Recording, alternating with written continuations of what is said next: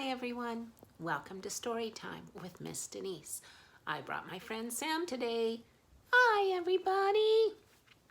How is your day going? Good, I hope. Well, Sam, we have 2 stories today. 2 stories?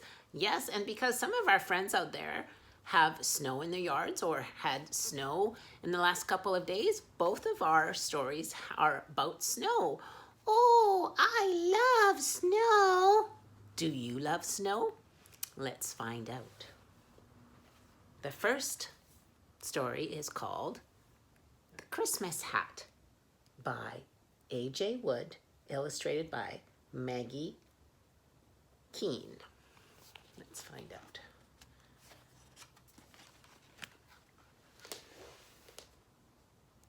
Little Owl was just a tiny baby when Rabbit and Badger found him lost in the wood one fine autumn day. "Don't worry, Little Owl," Rabbit had said kindly, stroking his downy head. "We will take care of you until you are big enough to take care of yourself." Rabbit and Badger loved Little Owl, but looking after him could be sometimes tricky. "Don't do that, Little Owl," said Rabbit. "Or that," said Badger. "And definitely not that," added their friend Mole as Little Owl began to unraveling his favorite blanket. When winter came, the animals could not even see what mischief Little Owl was getting into. His fluffy white feathers blended so perfectly with the snow that he seemed to disappear.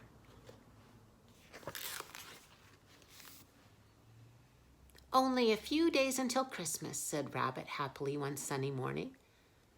As she put on the finishing touches on her Christmas cake, she had an idea.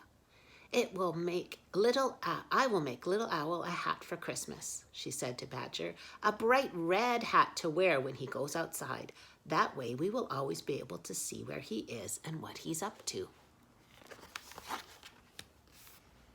Little Owl liked his soft red present, but he wasn't quite sure what to do with it at first.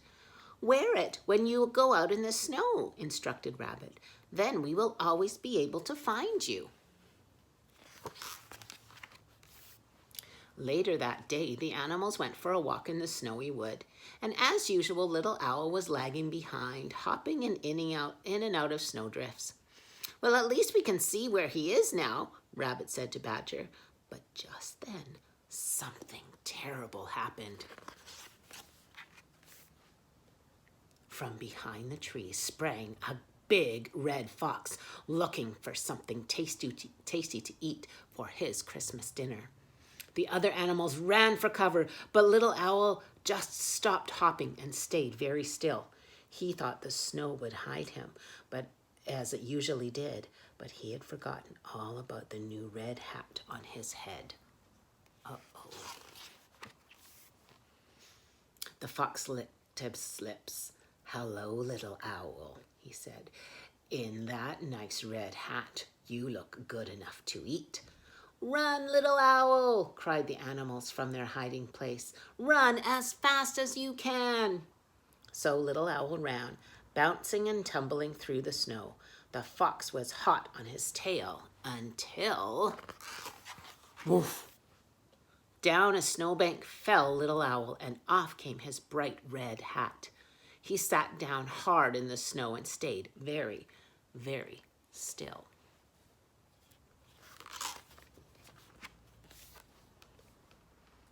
Fox looked everywhere, but he couldn't see Little Owl. He slunked off into the woods, his tummy still rumbling with hunger. "Thank goodness you're safe," cried Badger. Rabbit gave Little Owl an extra cuddly hug as they headed back home. "Maybe that nice red hat wasn't such a good idea after all," she said. But Little Owl loved his soft red hat. It didn't take him long to find just the perfect use for it. And Rabbit and Badger always knew exactly where to find him at bedtime. The Christmas Hat. Our next story is The Snow Bear by Miriam Moss and also illustrated by Maggie Kneen.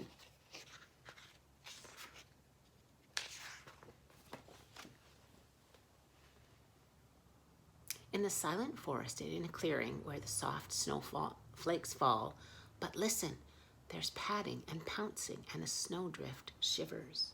A little white bear bursts into the clearing. He looks left and right and high and low for his mother. Mother, my mother, where are you? Called the little white bear. He waits and waits, but she does not come. I will make a snow mother, he whispers, to keep me company while I wait. And a little while, Bear sweeps snow into a mother shape. But listen, there's snuffling and swooshing and deep crunch of snow. Muskox shakes his shaggy coat. Let me help, he says, and he heaves a heavy mound of snow with his strong shoulder. There's stirring and whirring and a soft snowy landing. Snow Goose smooths her fine feathers. Let me help, she says. And she pats down the snow with her wide, webbed feet. There's something splintering and splashing coming from the icy lake. Moose nuzzles the little white cub with his velvet muzzle. Let me help, he says, and he shovels more snow with his sweeping antlers. There's skidding and sliding and the sound of claws on ice. Fox twitches her frisky whiskers. Let me help, she says, and she shapes the feet with her quick, curved claws. There's panting and pawing and a lot of tail wagging. Wolf sniffs the air with his long, sharp nose. Let me help, he says, and he brushes the fur marks with his big, bushy tail. And there's hopping and stopping and two long ears flopping. Hare stares with dark, liquid eyes. Let me help, she says, and she draws the face with her neat, narrow paws. Bear and hare and wolf, snow goose and moose, muskox and fox finish the snow bear just as the sun sets and the world is washed in gold. But listen, from the forest their mothers call them home, all except for little white bears.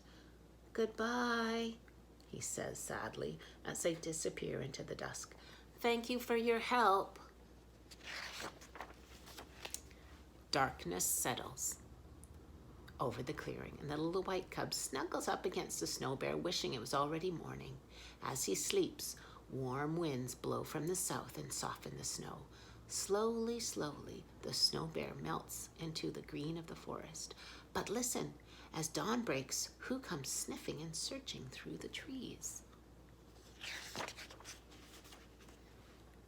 Oh, look who it is. In the clearing, a new day begins. A familiar scent awakens the little white bear. He blinks sleepily. It's you, he murmurs, and moving closer to his mother's side. I knew you would find me. The end. Snow Bear. Did you like those stories? I really did like those stories. All about snow, the Christmas hat, and the snow bear.